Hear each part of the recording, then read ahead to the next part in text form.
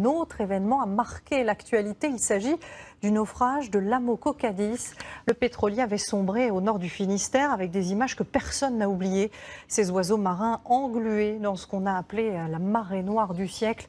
Alors que reste-t-il aujourd'hui de cette gigantesque pollution? Eh bien, pas grand-chose, à part peut-être l'épave du bateau Gwenel, Théo.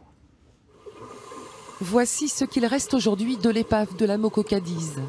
40 ans après le naufrage du pétrolier, seule la partie arrière du navire a résisté aux courants violents de la pointe bretonne. Ici, on arrive sur des bollards, il y en avait plusieurs à l'arrière, mais qui servaient à l'amarrage du navire.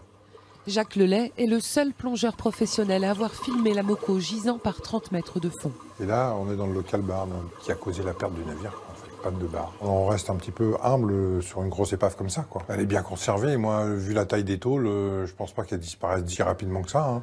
Le 16 mars 1978, fragilisé par une panne de gouvernail en pleine tempête, le supertanker libérien s'éventrait sur les rochers de Port-Salle. 227 000 tonnes de pétrole brut se déversaient dans la mer et le long de plus de 300 km de côte. 40 000 oiseaux morts, des milliers de tonnes d'huîtres détruites.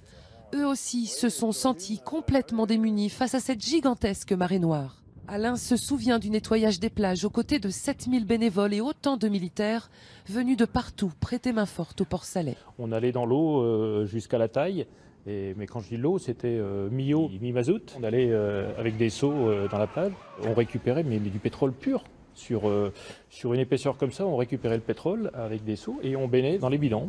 Aujourd'hui, dans le petit port de Port-Salle, l'ancre de l'Amoco est la seule trace visible de la catastrophe. On vient de partout la visiter.